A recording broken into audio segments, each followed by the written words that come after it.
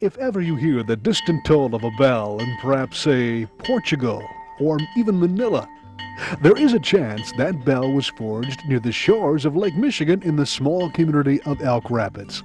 Not a great chance, but a possibility. This is Mike Winters. He's been casting bells for over 20 years, and from his small foundry that he's constructed in the work building just outside his back door, Mike has created solid aluminum bells that have been shipped to places like Portugal and Manila, and Alaska, California, and Long Island, as well as numerous Michigan locations. Who in the world would have thought that Elk Rapids would be the home of a unique artisan like this? Mike, it's a pleasure to meet you. How are you this morning? Thank you, Barry. A little chilly this morning, but where you work, we've got a little foundry action going on, a little warm, because you actually make these from raw aluminum, is that right? That's correct. Tell us, how did you get into this craft? About 25 years ago, I was working in a foundry, and that's where I learned it. And when one of the guys had brought a bell in, and we, on what they call the government project, for the We the People project, well, we started making our own bells on the side and so forth. And they were making them out of gray iron, and then when they'd ring, they'd go clunk. And so then I said, I'm going to make mine out of aluminum, and they said, well, it won't be any different. And we poured mine out of aluminum, and everybody was really surprised as to how they rang. And so then people would ask me, can you get me one? And the company I worked for was real good about letting you make something for yourself, but they didn't want to make one for one of your cousins. Right. So anyhow, I started doing it at home. And I started making parts for the company. So from an actual foundry worker there, you became kind of a subcontractor of the foundry, making them at home. Well, that's interesting. Now, aluminum, and they were making them out of what now? Gray iron. Gray iron. Cast iron. And it does make a definite difference in the sound, right? Just a bad clunk sound. But this is a very clear resonance in these bells. Tell us now, what would a bell like this be used for? What do they use bells now for mostly? For calling the kids from the beach. Aha! Kind of a beach bell, eh? Kind of a beach bell. Calling kids from the neighborhood, calling dad from out in the back 40, and so forth. Well, just a decoration on the house. Yeah, decoration of the house. Well, you know, recall days of the old farm when everybody's on the field, and there was a bell was used for that too, or one of those triangle things. And it's kind of got a lot of history into it, and there's ship bells too that are kind of similar to this. But you do the whole operation from your home. Tell us, what's the basic steps to making a bell? Sand casting, sand and a little bit of clay and water to make the sand pack together, which we'll see shortly. And then packing the sand around a pattern, removing, the sand will be in a two-part, remove the pattern, put the sand back together, and pour the molten metal in. And when the molten metal solidifies, you have a casting, what they call a casting. That word came about because you cast the metal into the mold. Into the mold. And that's what where the word casting came up. My goodness, now you've taken this a little bit further in your steps by actually customizing these. Like you can put actual letters on, and how much of a job is that? I mean, is this a little artistic work on your part? Or? This came about because of a customer. The customer asked me if I could put letters on his bell. And from there, we evolved into this. And up to about 26 spaces here with his name, her name, you're married. We make something that says Grandma Place, welcome friends. We're going to make one that says Michigan Magazine. Oh, there you go. And call all our viewers to the screen there. Time for Michigan Magazine. How many separate parts does it take to cast a bell like this?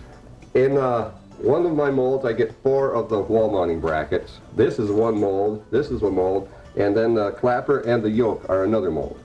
And there's about 45 minutes of casting time. That doesn't count the grinding and the drilling and the tapping. The actual casting time to make a bell. So there's more to it than actual eye. I mean, there's a little work after it's all cast, filing perhaps, and yes, and tumbling and painting and so forth.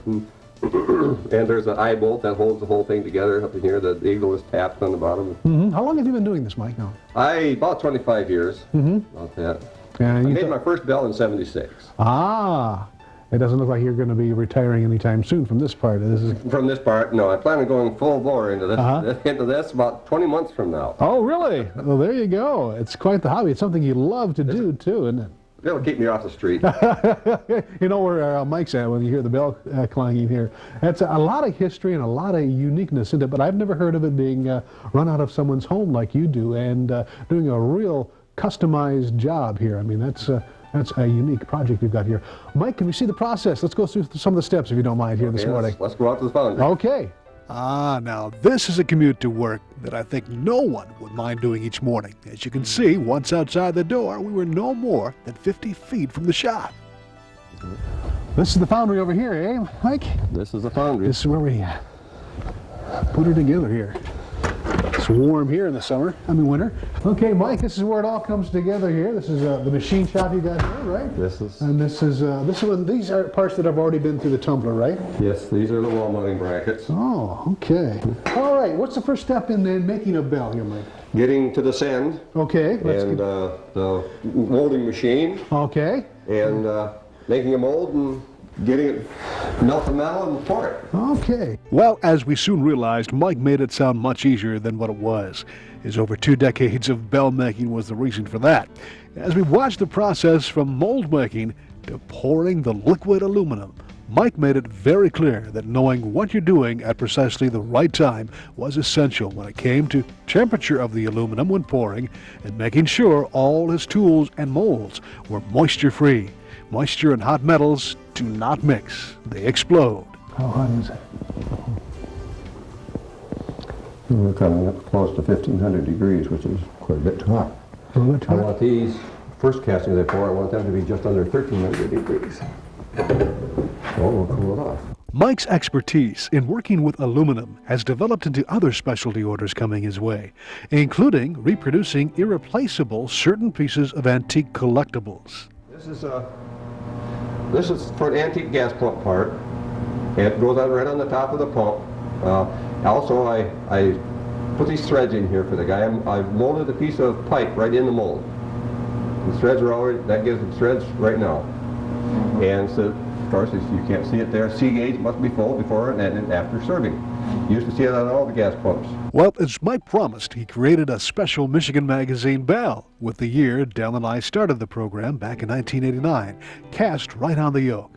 After pouring hot aluminum, it didn't take long to cool so we could take a look. It doesn't take aluminum long to set like that, does it? I mean, it's just a few 10 minutes. minutes. Well, 10 it's minutes? still going to be plenty warm, but Yeah. it solidifies shortly. Mm-hmm. Wow.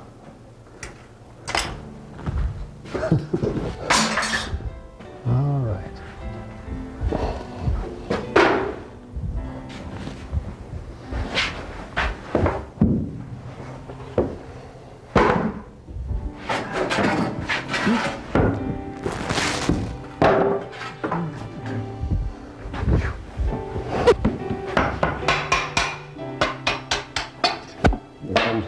Here comes the stirrup. Oh, yeah, it's just slipped right out. There you go. Michigan Magazine, 1989. That's the year that we first started filming there. You want it? Can I hold it? No. No? I was going to say no. Unless you pair of gloves on. If you're interested in more information about Mike and his bell making, you might be able to catch him and his lovely wife of 40 years, Joyce, at certain arts and crafts and maritime shows throughout the state of Michigan. And you'll be interested in knowing that Mike is starting to do a very brisk mail order business. Here we go. Well, you can't miss this place in Elk Rapids here. We'd like to thank Mike and Joyce Winters from the Elk Rapids area, producers of the fine bells, a Michigan-made product. Joyce and Mike, Thank you. thank you for the hospitality. Thank you.